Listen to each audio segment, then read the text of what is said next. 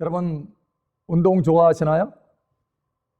운동선수들을 보면은 한 가지 부러운 것이 있죠. 이 튼튼하고 건강한 근육입니다. 여러분, 그런데 아십니까? 이 튼튼하고 이 강한 근육이 만들어지기 위해서는 이 무거운 것을 이렇게 들어 올리면서 근육의 한계점, 인계점을 넘어가면서 미세하게 파열된다고 합니다. 그렇게 미세하게 파열되면서 그 근육이 더 강한 근육으로 대체되면서 크고 강한 근육이 만들어진다는 거예요. 그러니까 근육이 만들어지려면 한계점, 인계점을 넘어야 강한 근육이 만들어진다라고 하는 것이죠. 여러분, 그런데 우리의 믿음도 마찬가지입니다. 우리의 믿음도 우리의 믿음의 한계점, 임계점을 넘어가면서 믿음을 발휘할 때 그것을 통해서 믿음의 큰 도약이 만들어진다는 것이죠. 제가 언젠가 하나님 앞에 기도하는데 기도 응답이 너무 더딘 거예요. 기다리고 기다려도 응답이 되지 않는 것입니다. 그래서 어느 날, 이 기도 응답이 너무 늦는구나 이렇게 생각했어요. 너무 늦는다. 근데 더 늦어지니까 너무 늦었다. 그리고 더 늦어지니까 이미 늦었다. 이렇게 끝나버리는 거예요. 마음속에서. 그런데 바로 그때 아니다. 한 발자국만 더 나아가자. 한 번만 더 기도하자. 라고 하는 그 마음을 가지고 그 한계점을 뛰어넘었더니 그 다음에 응답이 오는 것입니다. 그러면서 하나님을 신뢰하는 그 믿음, 이 믿음이 매우 강하게 되었습니다. 반드시 하나님은 응답하신다라고 하는 것이죠. 그 강한 믿음이 만들어지기까지 임계점을 뛰어넘게 하시는 것을 보았습니다. 여러분, 우리가 이와 같이 기도할 때 너무 늦었다라고 하는 생각이 들 때가 있습니다. 여러분, 그러나 그때마저도 하나님은요, 결코 늦지 않으십니다. 결코 늦지 않았다라는 거예요. 할렐루야. 여러분, 이 임계점에 대해서 우리가 살펴볼 수 있는 한 가지 이야기가 있습니다. 바로 다니엘의 이야기죠. 다니엘은 총리를 썼습니다. 그런데 그 다니엘의 정적들이 있었어요. 어떻게든 이 다니엘을 그 자리에서, 그 좋은 자리에서 끌어내리려고 하는 거예요. 그래서 계략을 써서 왕의 어인을 찍게 하고 왕도 그러니까 도장을 찍어준 거예요. 그 정적들의 계략에 넘어가서. 그래서 결국은 여러분, 이 다니엘이 사자밥이 될 수밖에 없는 상황으로 몰고 가게 됩니다. 앞으로 한 달 동안 왕 외에 다른 사람에게나 다른 신에게 구하면 사자밥이 되게 합시다 라고 제안을 했는데 왕도 거기에 도장을 찍어준 거예요. 결국은 다니엘은 매일같이 하나님 앞에 3번씩 기도하는데 그 기도를 다니엘은 멈추지 않죠. 믿음의 사람 다니엘은 멈추지 않고 기도합니다. 그걸 가지고 고소한 거예요. 결국은 왕도 어쩔 수 없이 다니엘을 사랑하지만, 좋아하지만 여러분, 사자굴에 던질 수밖에 없었습니다. 여러분, 한번 상상을 해보세요. 저와 여러분이 다니엘의 친구가 되어서 다니엘 곁에 있어요. 자, 사자밥이 되도록 사자굴에 들어갈 수밖에 없게 되었습니다. 여기서 구원받는 인계점이 어디입니까? 사자굴입니다. 사자굴 안으로 들어가면 끝나는 거예요. 거기가 한계점이에요. 어떻게 하든지 그 안에는 들어가지 말아야 됩니다. 왜? 거기가 한계점, 인계점이기 때문에. 그 안에 들어가기 전에 해결을 봐야 돼요. 왕을 설득하든지 무슨 수단을 방법을 쓰든지 이 임계점만큼은 넘지 말아야 돼요. 안 그러면 끝나는 것이에요. 그런데 왕도 어쩔 수 없습니다. 도장을 찍었기 때문에. 여러분, 다니엘은 그 사자굴에 던져졌습니다. 임계점을 넘은 것이죠. 다시 말하면 이미 끝난 것입니다. 자, 그런데 과연 끝난 것일까요? 여러분, 하나님께는 결코 늦으심이 없습니다. 여러분, 사실 하나님께서는 그 임계점을 넘어가는 것, 우리 눈에 볼 때 이미 끝났다고 하는 그 시점까지 하나님은 기다리신 것입니다. 더 놀라운 하나님의 역사를, 계획을 가지고 기다리신 거예요. 하나님의 영광스러운 일이 그 뒤에 숨어 있었던 것입니다. 여러분, 감사하게도 이 다니엘은요, 그 안에 임계점을 넘어가는 그 순간에도 믿음을 가지고 있었습니다. 하나님을 향한 믿음이요. 하나님께서 그 믿음을 통해서 역사하시죠. 여러분, 이렇게 말씀합니다. 다니엘 6장 23절에 보면 왕이 심히 기뻐서 명하여 다니엘을 굴에서 올리라 하며 그들이 다니엘을 굴에서 올린즉 그의 몸이 조금도 상하지 아니하였으니 이는 그가 자기의 하나님을 믿었음이었더라. 예, 다니엘이 하나님을 믿었어요. 그 믿음을 통해서 그 임계점을 넘어서까지 믿는 이 믿음을 통해서 하나님의 역사하시고 사자가 다니엘을 손끝 하나 건들지 못하도록 보호하신 것입니다. 여러분, 그것을 통해서 왕도요, 하나님의 영광, 전능하신 하나님의 그 능력을 인정합니다. 그리고 이렇게 말하죠. 다니엘 6장 26절에 보면 내가 이제 조서를 내려놓으라. 내 나라 관할 아래에 있는 사람들은 다 다니엘이 하나님 앞에서 떨며 두려워할지니 그는 살아계신 하나님이시요 살아계신 하나님이라 라고 고백하게 되는 거예요. 그리고 다니엘은 하나님의 은혜 중에 하나님을 끝까지 믿었으므로 그의 존귀함이 끝까지 갑니다. 여러분, 그래서 다니엘 6장 28절에 이 다니엘이 다리오 왕의 시대와 바사 사람 고레스 왕의 시대에 형통하였더라. 예, 여러분, 결코 하나님은 늦으시지 않습니다. 여러분, 이 임계점, 한계점에 대해서 다니엘의 세 친구도 경험을 합니다. 사드락과 메삭과 아벳느고죠. 여러분, 느부갓네살 왕에 의해서 잡혀왔어요. 신상에 절하지 않는다라고 하는 이유죠. 여러분, 한번 상상을 해보세요. 잡혀왔는데 여러분이 이 세 사람의 친구로서 옆에 있는다고 다시 한번 생각해 보세요. 자, 절하지 않으면 저 풀무불 속에 던져놓겠다 이렇게 말합니다. 어디가 구원을 받을 수 있는 한계점입니까? 풀무불 문이죠. 그 안에 들어가면 끝나는 거예요. 태워져서 죽는 것입니다. 그러니 친구로서 어떻게든 그 풀무불 안으로 들어가지 않도록 그 한계점, 그 임계점만큼은 넘지 않도록 친구들이 구원받도록 그 마음에 모든 것을 다 동원해서 도와주려고 할 거예요. 그런데 여러분, 결국은 풀무불 속으로 들어가고 맙니다. 임계점을 넘은 거예요. 생각할 때 어떻습니까? 이미 끝났다, 이미 늦었다라고 하는 것이죠. 그것이 우리의 상식이지 않습니까?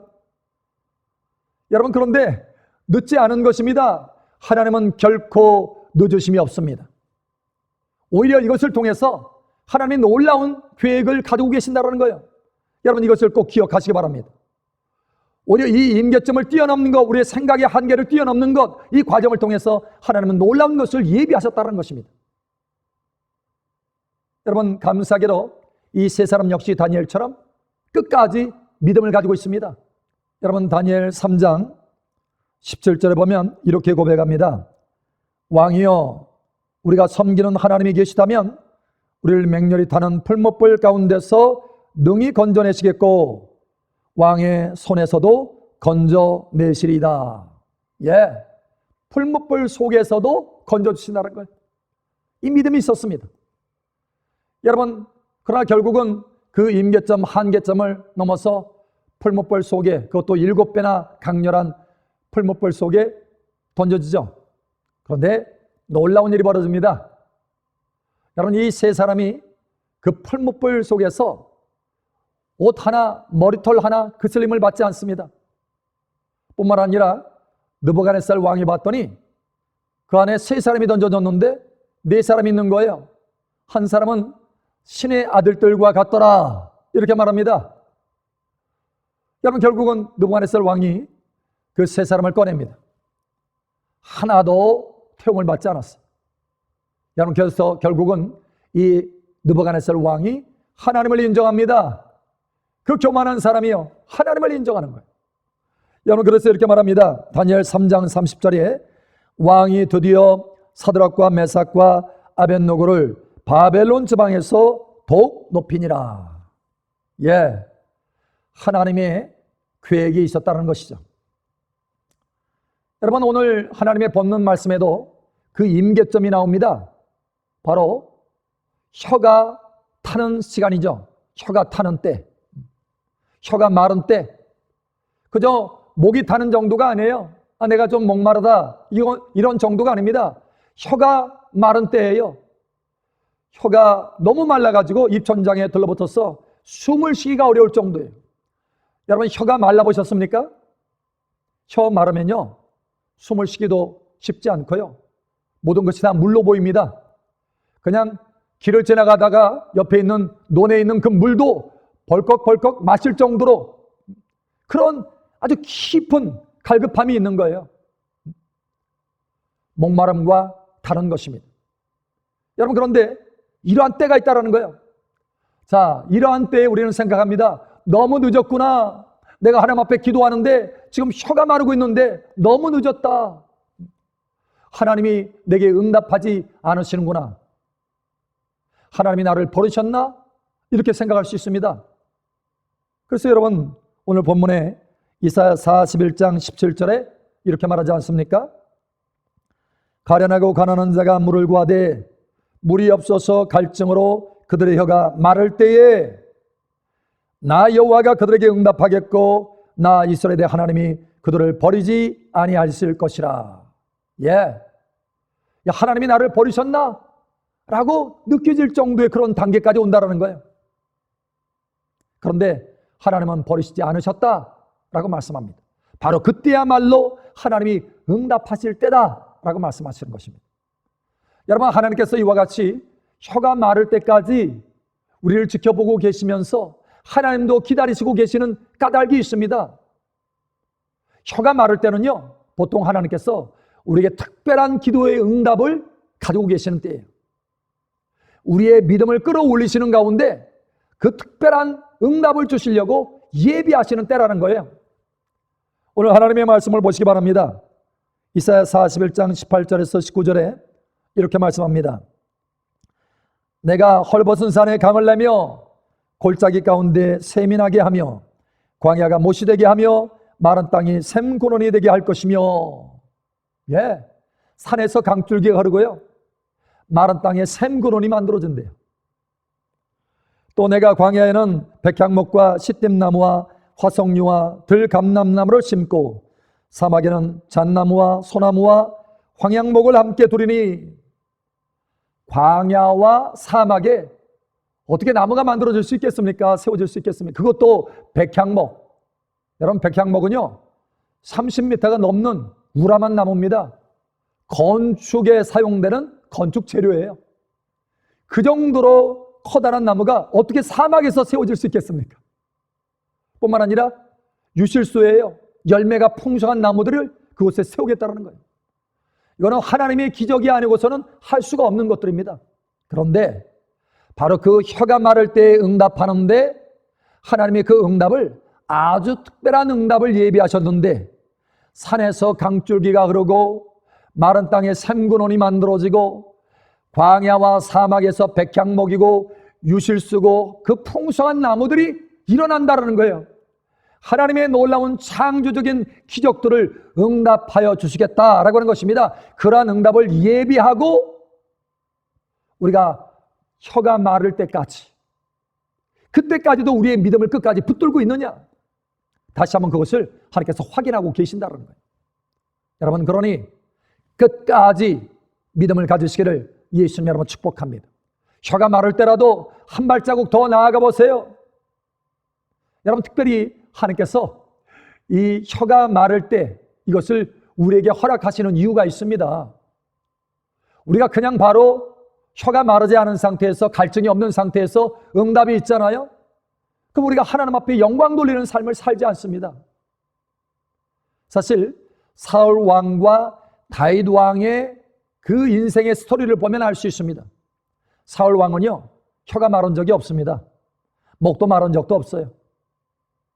그저 왕으로 세워져서 좋은 것들을 누리고 전쟁에 나가면 이기고 이렇게 했어요.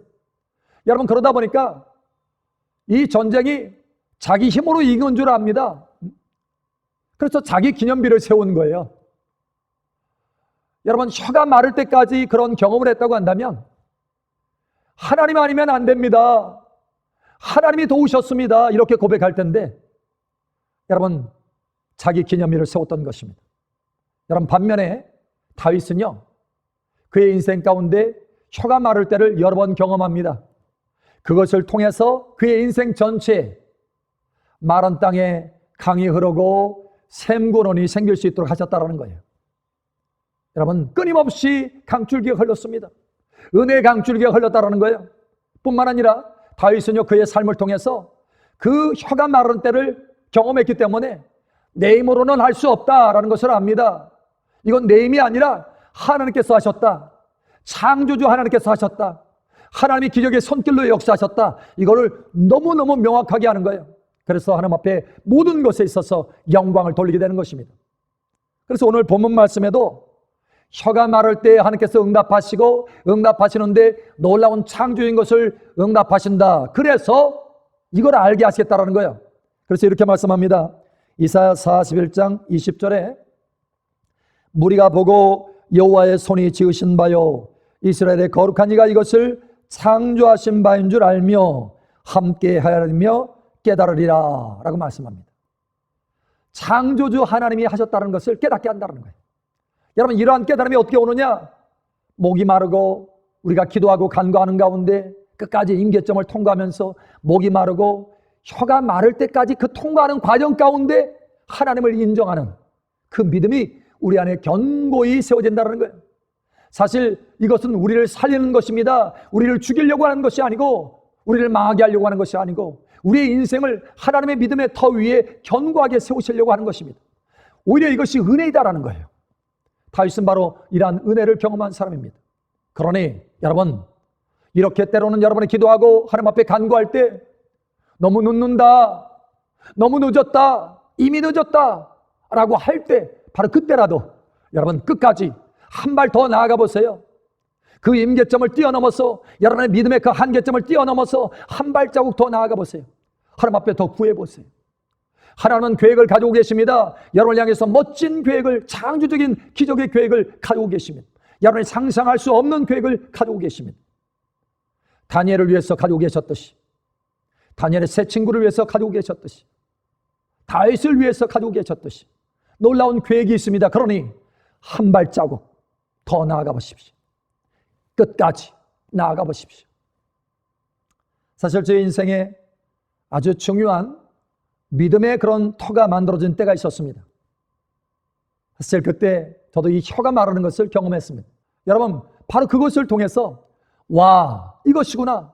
믿음의 그 한계점, 믿음의 그 인계점, 이것을 뛰어넘을 때 하나님의 놀라운 역사가 나타나는구나. 바로 그것을 통해서 저의 믿음의 기초가 아주 단단히 세워졌습니다. 여러분, 하나님은 결코 늦으심이 없습니다. 때로는 우리가 생각할 때 늦었다라고 하지만 결코 늦으심이 없습니다. 그러니 한 발자국 더 나아가시기 바랍니다. 여러분, 성경에 보면 수르보니게 여인도 예수님 앞에서 바로 이 인계점을 뛰어넘었죠. 자기 딸이 있는데 흉악한 귀신이 들렸어요. 그래서 예수님 앞에 나와서 주여 고쳐달라고 소리 지릅니다. 그런데 예수님이 한마디도 말씀하지 않는 거예요.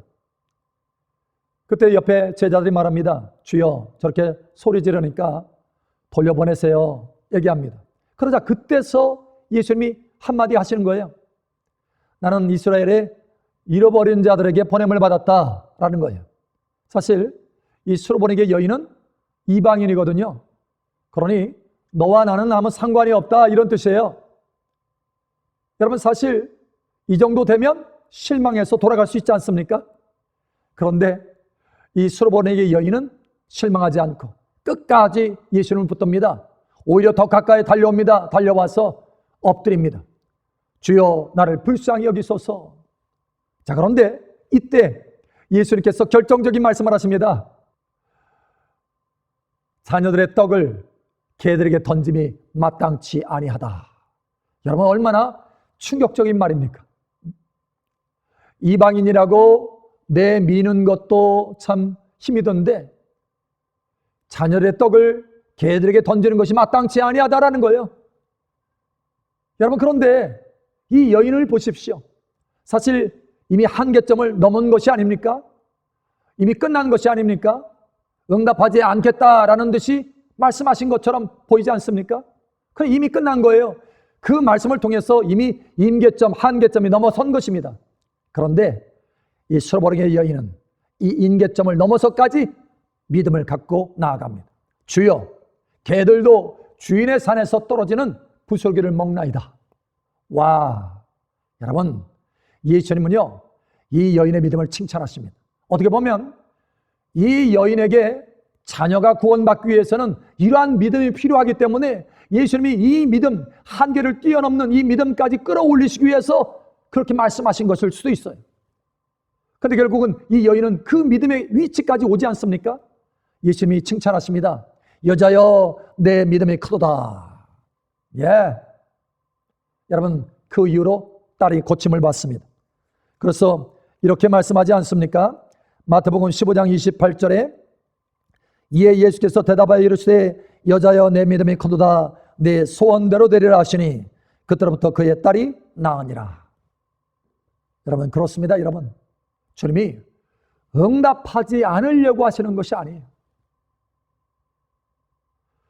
이미 끝났다, 너에게는 응답이 없다, 이런 말씀이 아닌 것입니다. 주님에게는 절대 늦으심이 없습니다. 오히려 주님은 멋진 응답을 예비하시고 거기까지 우리가 올라가기를 기대하시고 계시고 기다리고 계신다는 거예요.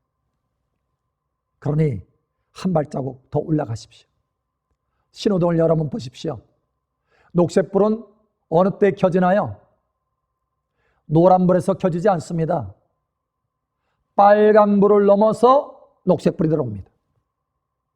그 빨간불의 임계점을 넘을 때 응답이 왔다라는 거예요. 여러분, 다시 한번 하나님의 말씀을 통해서 우리가 깨달아 보기를 원합니다. 여러분, 하나님의 응답에는 결코 늦으심이 없습니다. 혹시 혀가 마를 때가 있다고 한다면 그것은 하나님이 그 뒤에 특별한 응답, 하나님의 창조적인 기적의 응답을 예비하셨기 때문에 그렇습니다. 그러니 한 발자국 더 나아가십시오. 한 번 더 믿음을 발휘하십시오. 한 번 더 기도하십시오. 한 번 더 순종해 보십시오. 여러분, 거기에는 하나님의 놀라운 기적들이 있게 될 것입니다. 하나님의 큰 응답들이 나타났어요.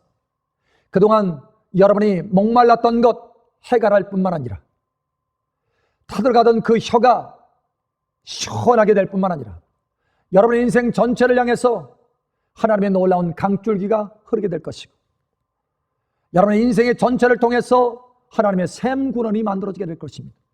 뿐만 아니라 여러분의 삶 가운데 풍성한 열매의 그 나무들이 나타나게 될 것입니다. 여러분의 인생을 건축할 수 있는 든든한 백향목과 같은 하나님의 응답들이 있게 될 것입니다. 그러니 이 혀가 마를 때를 넘어가 보십시오. 한 발 더 나아감으로, 믿음으로 한 발 더 나아감으로 하나님의 기적들을 경험하는 복된 여러분 되시기를 예수님의 이름으로 축복합니다.